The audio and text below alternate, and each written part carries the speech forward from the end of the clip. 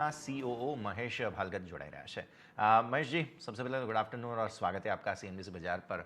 Excellent performance हमने देखा है, तो सबसे पहले तो ओपनिंग कमेंट सर आपके, कैसे देखा आपने इस तिमाही को, और उसके बाद हम डिटेल में चर्चा की शुरुआत करें। पहले तो मुझे आपके प्रोग्राम में शामिल करने के लिए बहुत बहुत धन्यवाद। और हमें एक्चुअली बहुत खुशी हो रही है इस रिजल्ट्स के बारे में बात करने के लिए।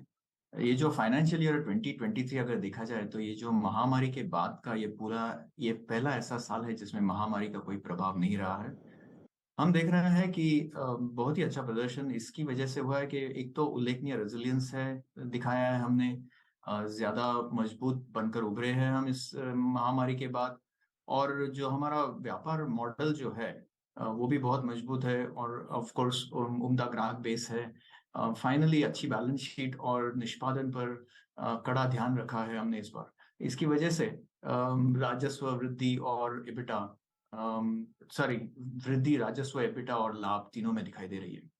अगर चौथे तिमाही के बारे में अगर बात किए करें थोड़ा सा, तो ये जो संचालन से राजस्व पिछले वर्ष के इस तिमाही में की तुलना में 31% बढ़ा है। वास्तव में ये हमारा सबसे बड़ा तिमाही रहा है। सिंजीन जब से रिपोर्ट कर रहा है मार्केट्स पे, उस बेसिस पे ये परिणाम स्वरूप हमने सभी चारों डिविजन्स में सकारात्मक प्रदर्शन के साथ वर्ष के ये मजबूत अंत की बहुत खुशी है हमें। तो हमारा जो इस साल का प्रदर्शन है उसके बारे में भी थोड़ा सा बोल दूं कि हमने साल के बीच में गाइडेंस बढ़ाया था, तो जो हमने उन्नत मार्गदर्शन दिया था उससे अच्छे नंबर्स है। और हम यही एक्सपेक्ट कर रहे हैं कि भविष्य में इसी मजबूत नींव पर आगे बढ़ेंगे। तो यहाँ पर मैं रुक जाता हूँ, फिर आगे डिस्कशन कर सकते हैं।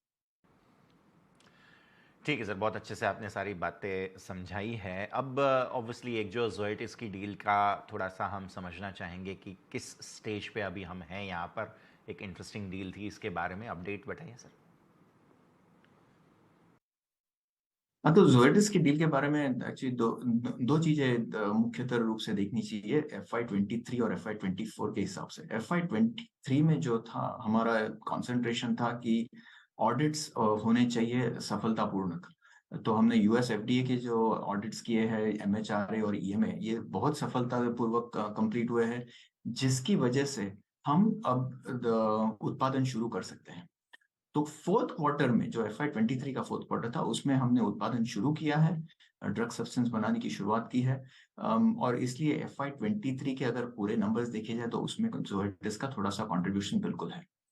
आगे चलकर FY24 में हम एक्सपेक्ट कर रहे हैं कि हम फुल कैपेसिटी पर और फुल डिमांड के बेसिस पर जोएटिस के ड्रग सब्सटेंस को सप्लाई करेंगे, क्योंकि अब कोई इंस्पेक्शंस बाकी नहीं है। और जिस तरह से डिमांड है जोएटिस का, उसी तरह से हम फुल कैपेसिटी यूटिलाइजेशन कर पाएंगे, और कमर्शियल मैन्युफैक्चरिंग आगे चलकर भी फुल ईयर FY24 में करेंगे।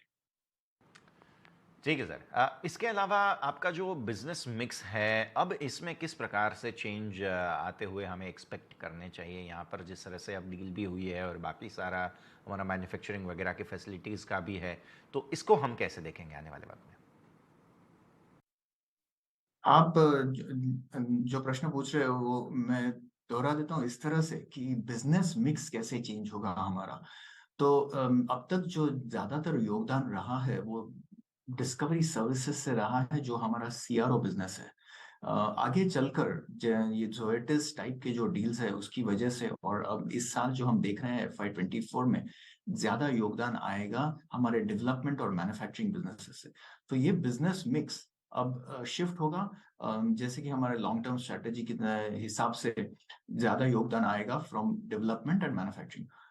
उसमें भी मैन्युफैक्चरिंग में हम ये देख रहे हैं कि जो बायोलॉजिक्स मैन्युफैक्चरिंग है उसमें मांग काफी ज्यादा है, और इस वजह से आगे चलकर बायोलॉजिक्स मैन्युफैक्चरिंग की ग्रोथ सबसे ज्यादा रहेगी, ऐसा हमारा अनुमान है।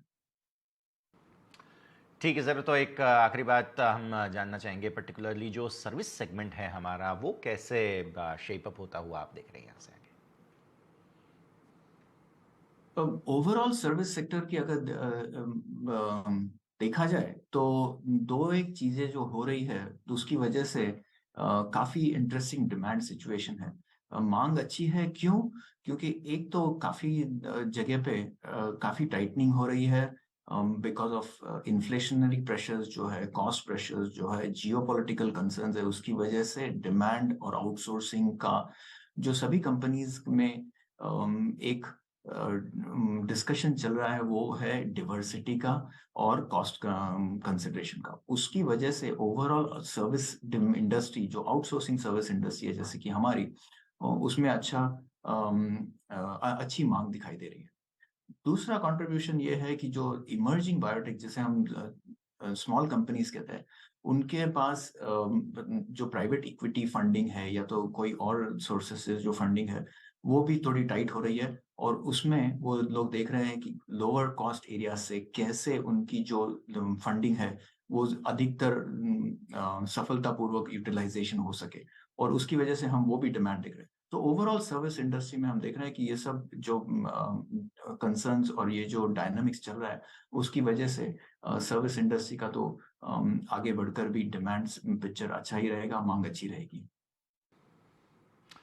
ठीक है सर, एक और बात में आखिरी सवाल मेरा रहेगा, जो गाइडेंस है पर्टिकुलरली FY24 के लिए, क्योंकि ये नया फाइनेंशियल ईयर शुरू हो रहा है, कोई आउटलुक अगर आप दे पाएँ तो? तो हाँ गाइडेंस ये ऑफ कोर्स FY24 की शुरुआत है, तो FY24 की शुरुआत में हम गाइडेंस बिल्कुल देते हैं। हम हमारा ये अनुमान है कि जो हमने लास्ट ईयर मिड टीन्स का गाइडेंस दिया था या तो हाई टीन्स का गाइडेंस दिया था एक्चुअली राजस्व के लिए, वो वैसा ही रहेगा। पर इस बार हम मेजर चेंज देख रहे हैं कि वो कांस्टेंट करेंसी के बेसिस पर गाइडेंस रहेगा हाई टीन्स का, विच मीन्स जो हमने अगर उसे पिछले साल के कंपैरिजन में अगर देखा जाए तो हमने लो टीन्स कहा था, अब वो हाई टीन्स हो रहा है। लाभ में हम एक्सपेक्ट कर रहे हैं कि जो हमने सिंगल डिजिट लाभ एक्सपेक्ट किया था, अब इस बार हम वो भी लो टीन्स में एक्सपेक्ट कर रहे हैं। एबिटा मार्जिन ऑफ कोर्स हम 30% की तरफ एक्सपेक्ट कर रहे हैं FY24 में। ठीक है, तो सर जी बहुत-बहुत शुक्रिया आपका हमारे साथ जुड़ने के लिए और ये सारी जानकारी देने के लिए। तो જે રીતે આપણે વાત કરી રહ્યા